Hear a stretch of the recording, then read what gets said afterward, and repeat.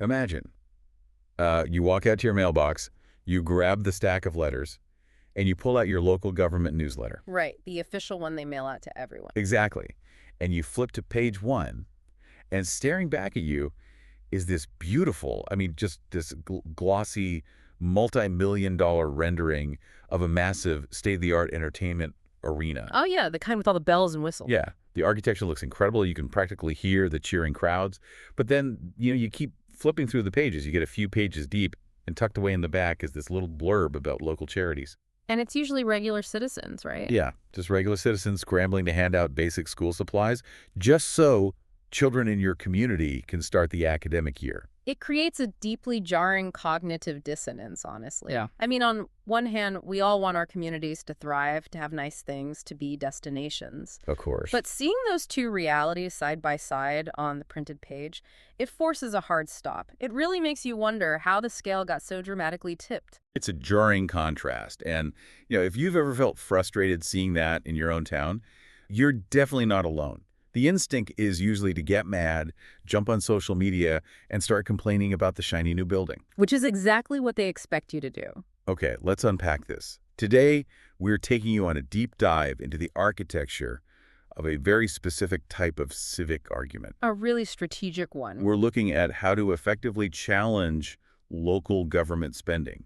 How to point out that glaring contrast without sounding like an angry anti-progress crank who just hates fun. Because that anti-progress label is, like, the absolute easiest trap for an engaged citizen to fall into. Well, for sure. The moment you simply attack a new development, that is exactly how your valid questions get dismissed by public officials. They just box you in as a cynic. So our mission today is to give you a strategic playbook for structuring what the source material calls a priority inversion argument. I love that term. Right. We are going to explore how to take a glossy public relations narrative, specifically using a real local county newsletter as our case study today, and turn it into a concrete, undeniable financial audit. We're going to show you how to compare luxury amenity spending directly against essential basic services. And doing it using the government's own words against them. Which is such an empowering skill. I mean, it takes the conversation completely out of the realm of emotion and name-calling, and it grounds it entirely in math, logic, and accountability. Right. Now, before we look at the specific evidence from our case study, we have to really understand that trap citizens fall into when questioning big civic projects. We need to reframe the debate. Exactly. Think about it like a household budget. If my roof is actively caving in, water is pouring into the living room, and I go out and finance a luxury sports car, my family is going to have some serious questions. I would hope so. Yeah. And when they question that purchase, they aren't being anti-car, they're being pro-roof. That's a really good starting point. But let's take that analogy a step further to really capture the mechanism of municipal finance. Okay, where does it go? It's actually more like a magician's misdirection. The glossy newsletter is the bright flash in the right hand, like, look at this amazing guitar-shaped roof we're building. Right, look at this shiny object. Exactly. While the left hand is quietly passing the hat to local charities to pay for basic survival needs. The magic trick only works if you keep your eyes on the shiny object. But let me push back here for a second. If I'm a local mayor or, a city council member, my argument is going to be, look, this arena is an economic engine. Ah, the classic defense. Right. They say it's going to bring in millions in tourism revenue, and that revenue is eventually what pays for the mental health clinics and the housing and the roof. How does this strategy deal with that? Well, the strategy detailed in our source material outlines a complete pivot. The winning move is not to stand at a podium and scream that the arena is terrible or that economic development is bad. Because that just puts you on the defensive. Exactly. That puts you on the defensive against the mayor's argument. The strategy is to argue that growth, entertainment, concerts, sports, all of that is perfectly fine. Sure. But public money must answer public need first. It's about shifting your identity in the debate from being a critic to being pro-ledger and pro-basics. Pro-ledger. I really like that. It completely strips the emotion out of it. It does. It forces the local government to prove their math. When they say the arena will pay for the basics eventually, the pro-ledger argument demands to see the timeline, the debt service, and the actual budget line items for those basics today. Which introduces the core concept of priority inversion. Yeah. How exactly are we defining priority inversion in this context? So priority inversion happens when public leadership presents premium destination projects as these transformational civic victories, while basic community survival needs are simultaneously being outsourced Outsourced to who? to piecemeal charity, volunteer groups, and exhausted frontline workers. It is an inversion of what local government is fundamentally structured to do first. Right. They're supposed to handle the basics. Exactly. Government exists to handle the collective basics. Private enterprise handles the luxuries. When the government flips that, you have an inversion. This raises an important question. If the luxury arena is the so-called transformational victory for the community, what do we call the unfunded, desperate needs happening in the exact same county? A structural failure. Yeah. And that brings us to the most crucial part of this entire strategy. How do you prove that this inversion is actually happening in your town? Right, because just standing up at a city council meeting and yelling about the budget isn't going to move the needle. Not at all. The source material reveals this brilliant strategic angle where you use the government's own curated messaging as Exhibit A. You don't have to hire a private investigator or dig for leaked documents. No, you literally just check your mail. You just check your mail. You let their own public relations department do the heavy lifting for you. They spend thousands of taxpayer dollars to curate their image, and in doing so, they accidentally document their own misaligned priorities. It's wild. For our deep dive today, we are using a specific case study provided in our sources, which is a newsletter published by the Macon-Bibb Office of Communications in Georgia. And this is their own official communication product. Right. It's explicitly designed to promote local government efforts and highlight their successes. Which matters immensely for the strategy. When you build your argument, the contradiction isn't coming from a political opponent's flyer or, a biased blog. No, it's straight from the source. It comes from the county's own curated messaging. The burden of proof is already met by their own printing press. Here's where it gets really interesting. We're going to walk you through what the source calls the same document reality. I love this part. These are the jarring contradictions printed literally in the exact same county publication. We can build a priority inversion matrix right out of their own pages, side by side. Let's look at the first juxtaposition. Okay, let's start with the big reveal they put front and center. The Macon-Bibb newsletter touts a transformational new arena. And it uses language specifically focused on the visitor, the entertainer, the athlete, and the fan experience. It highlights all these premium aesthetic features. Like what? What kind of features? Well, it mentions a custom guitar pick-shaped roof, an Okmulgee river-inspired design, decorative music staff lines on the exterior, and a visual tie-in to a brand-new executive terminal at the airport. Wow. You hear that and it sounds like premium civic branding. Yeah. I mean, it sounds like a massive, highly expensive destination meant to impress people flying in on private jets. Oh, absolutely. But then you flip the page in that very same newsletter, and what is the reality of housing in that county? It's pretty bleak. The local government is celebrating the dedication of a mere 5 Habitat for Humanity homes and 64 affordable units at a place called Pleasant Hill Landing. Think about the scale of that. 5 Habitat homes, which are heavily reliant on volunteer labor and donations, right? Yeah. Contrasted with a custom-designed guitar pick roof built with public financing for visitors.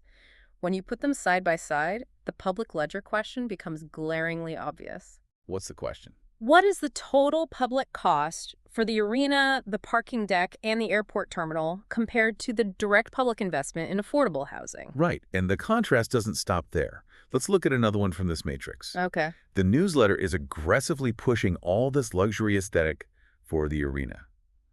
But simultaneously, just a few pages over in the same issue, it covers a men's mental health meetup. And it's not just a casual meetup, is it? No, not at all. The way they describe it isn't just a casual, hey, let's talk about our feelings get-together. The text explicitly notes that these men in the community are dealing with severe depression, grief, work stress, and generational trauma. The optics there are incredibly stark. You have millions of dollars implied for architectural aesthetics, while residents are gathering in a room to cope with severe community-wide mental health crises. Yeah.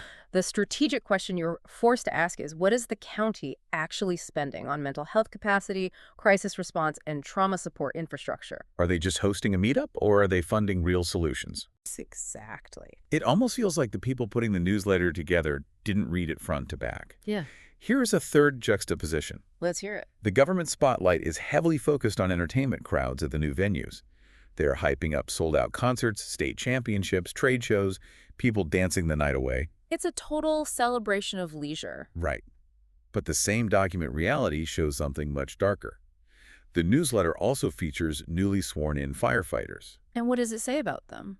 In the text, these frontline workers are explicitly warned that they will see some bad things most people will never see. Wow. So you have a multi-page spread celebrating massive crowds and partying right next to a grim warning to public safety workers about the severe trauma of their daily duty. It's intense. The priority question practically writes itself, right? Oh, totally. What is being spent on firefighter staffing, baseline pay, life-saving equipment, trauma counseling, and long-term retention compared to the subsidy for the entertainment venues? Right. Are you paying the people dealing with the trauma a wage that keeps them on the job? Exactly. And finally, we have the most glaring example of outsourcing basic survival. What's that one? The newsletter pushes heavy tourism and recreation messaging, implying that these memorable amenities will catalyze all this new development. But how are basic child needs represented in this county's success story? Oh, I remember this. By a community resource fair giving away more than 300 book bags to families. Over 300 book bags handed out at a giveaway. Why are basic child and family needs still treated as nonprofit, pass-the-hat charity events instead of core public investments? Right. If you have the money for a guitar pick roof, why are families scrambling for pencils? Yeah. That right there is the pure essence of priority inversion. The newsletter proves that the local government is fully aware of the poverty, the trauma, and the housing shortage. I mean, they printed it themselves. They absolutely did. But their financial muscle is directed at the amenities.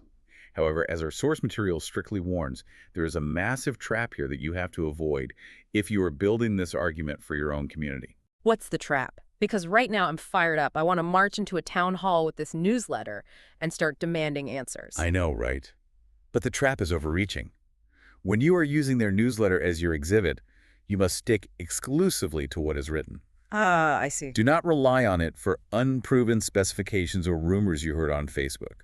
For example, do not claim the arena has a 1,200 car parking deck, or 7,000 to 12,000 seats, or that they are spending millions if those exact words and numbers are not explicitly printed in the newsletter text itself. Right, because if I stand up and say you're building a 12,000-seat arena instead of funding housing, and the actual architectural plan is only for 10,000 seats, they'll just attack my math. Exactly that. The moment you publish unsupported details, opponents and politicians will immediately attack the inaccuracies. And then they'll spend the entire news cycle disproving your seating capacity estimate. Yes, they'll call you misinformed. And that allows them to completely avoid answering the hard priority questions about the housing and the mental health crises. You lose the entire narrative because of a minor technicality that wasn't even the main point of your argument. Right. What's fascinating here is the strongest argument doesn't come from a dramatic, theatrical monologue or making huge assumptions about hidden costs. No, it doesn't. It comes from restraint. It comes from simply holding up the county's own curated success story, pointing to the text and showing the inversion. Even when the county tries to tell its absolute best success story, the inversion still bleeds through the pages. Okay, so we've established the optics. We have the narrative, we've avoided the trap of sounding anti-growth, and we've used their own newsletter as the ultimate, undeniable exhibit. But optics are really only half the battle, right? Exactly. A politician can spin optics. How do we prove the actual financial reality? How do we turn a critique of a newsletter into a mathematically undeniable audit? This is where you have to transition from public relations to the public ledger. You need receipts. Real number. Yeah. And the practical way to force a public reckoning on the ledger is through open records requests, sometimes called FOIA requests, depending on where you live. Now, I know from personal experience that filing records requests with local government can be an absolute nightmare. Oh, it's the worst. They stall, they claim your request is too broad, they try to charge you thousands of dollars in administrative fees just to look at an email. Which is precisely why the source material provides a very specific tactical strategy. Crucially, do not file one giant monster request. Why not? Because if you ask for everything related to the arena and the budget, the government will bury you with fees, or they will play clarification games to delay the process indefinitely. They'll say they don't understand what you mean just to burn the clock. Exactly. So we slice it up, we make it digestible and impossible to dodge. You split it into 4 clean, highly specific categories. Right. This keeps the audit focused and forces them to hand over the data. Let's walk through these 4 clean categories, which will give you the exact receipts needed to compare amenity spending directly against essential basic services. Okay, Category 1, Arena Cost and Financing. What exactly are we asking for here and why? You request the total projected cost of the new project, in this case, the Macon Arena. But you have to be painstakingly specific. Like how specific? You ask for the design, construction, financing, bond costs, debt service projections, site work, utilities, furniture, fixtures, equipment, and the contingency budget. Wow. Yeah. You want to see the agenda items and the budget line items? But why do we need to list all of those subcategories? Why not just ask for the total cost? Because the marketing number they put in the press release never includes the hidden costs. Ah, the shadow costs. Exactly. They might say the arena costs $40 million to build, but they leave out the $20 million in interest payments on the debt, or the millions required to run the utilities over the next decade. So you are asking for the true, comprehensive price tag. That makes total sense. Okay. You have to capture the shadow cost. Okay, category 2, arena contracts and procurement. We need to know who is getting paid. This is where you follow the money. You ask for all the RFQs, requests for qualifications, and RFPs. Stop right there. Explain an RFP to me like I'm 5. That sounds like something a lawyer bills me by the hour to read. Fair enough. An RFP request for proposals is basically the government putting an ad out saying, we want to build a massive thing. Who wants to build it? How are you going to do it? And for how much? Okay, so it's the bidding process. Right. But you don't just want the contract itself. You want the amendments, the payment records, and crucially, the scoring sheets. Why do the scoring sheets matter? Because a scoring sheet shows you exactly what criteria the local government prioritized behind closed doors when they awarded a multi-million-dollar bid. Oh, that's smart. It shows if they valued long-term efficiency or if they just went with the glossiest presentation that promised a guitar pick roof. In the Macon-Bibb case study, the specific players mentioned in the source are MFA Project Management, PBK Architects, Barton Mallow, and Sheridan Construction. Right. You request the invoices for those specific entities and any arena-related consultants. So you nail down exactly who got the public's money. Okay, category 3 is the executive terminal. Yeah, the newsletter visually tied the arena's aesthetic to this terminal at the airport. So we need to know the cost of that, too, to get the full picture of the premium spending. Exactly. The government linked them in their own marketing, so you link them in the audit. You request the total public cost and the funding sources for the Middle Georgia Regional Airport Executive Terminal. You want the agenda approvals, the bond or grant documents, and the payment records. Right. Now, with categories 1 through 3, you have the hard, undeniable financial data for the premium destination projects. Which brings us to the most important part, the anchor of the whole strategy. Category 4, the basic needs comparison ledger. This is where we get the data to prove the inversion. Yes, this is the critical counterweight. You request the fiscal year 2025 through 2027 budget line items and the actual expenditures. You want to see exactly to the penny what is being spent on affordable housing, homelessness programs, mental health resources, firefighter wellness, and public safety retention. And we shouldn't just stop at the human services, right? When we talk about the basic needs ledger, we need the deeply unsexy infrastructure, too. Oh, definitely. You ask for the line items for jail repairs, drainage, roads, sidewalks, and code enforcement. When you ask for the budget line items for drainage, the truly unsexy stuff, you aren't just being a math nerd. No, not at all. You are looking for the exact dollar amount that proves your city cares more about a music venue than whether your street floods every time it rains. Precisely. And specifically regarding the housing crisis they mentioned in the newsletter, you ask for any public subsidy, tax abatement, or financing support connected to that Pleasant Hill Landing project. Okay. You also asked for records showing exactly how many affordable units the county has directly funded, completed, or preserved since 2021. Not how many volunteer homes were built, but what the government directly funded. Exactly. If we connect this to the bigger picture, why does this specific sequence of 4 requests matter so much? Why couldn't we just ask for the basic needs budget first? Because the sequence dictates the inescapable logic of the argument. First, you force them to prove the exact, undeniable, fully loaded cost of the shiny destination projects. They have to hand you the millions upon millions spent on the arena and the terminal. Then, you force them to hand you the exact documents proving what basic community needs actually received in the budget over the same period. You put the 2 ledgers side by side. Yes, the math forces their hand. At that point, the priority inversion argument ceases to be a political opinion. Right. It ceases to be an activist complaining on the internet about an arena. It becomes pure math. You have proven, with their own documents, what was funded first, what was delayed, and what was left to charities or exhausted frontline workers. So what does this all mean?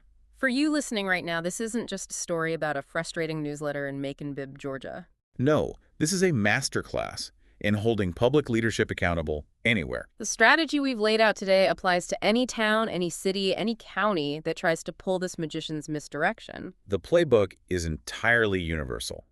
When leadership announces a massive, shiny new project, look at what else is happening in the community at that exact moment. Use their own promotional words to highlight the contrast. Practice restraint and avoid overstating the facts, and then systematically request the public records in those 4 categories to prove the financial reality. The next time your city announces a transformational premium destination project, you now have the exact blueprint to ask the right questions. You don't have to be anti-growth. You don't have to be against entertainment or economic development. You just have to change your posture, look at the officials, and say, show me the ledger. Because public money should follow public need first, and you have the absolute power to demand the receipts to prove if it actually is. It's about ensuring that before a community breaks ground on a luxury amenity, it has adequately addressed the foundational survival needs of its citizens.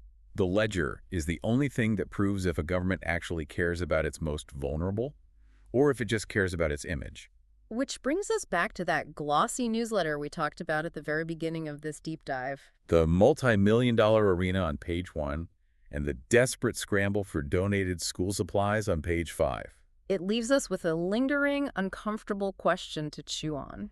If a municipality normalizes outsourcing its citizens' basic survival needs, like child welfare and affordable housing, to volunteer charities, while simultaneously using massive public debt to build luxury entertainment, Who is that government actually designed to serve? and what happens to a community when the charity eventually runs out, long before the arena debt is ever paid off?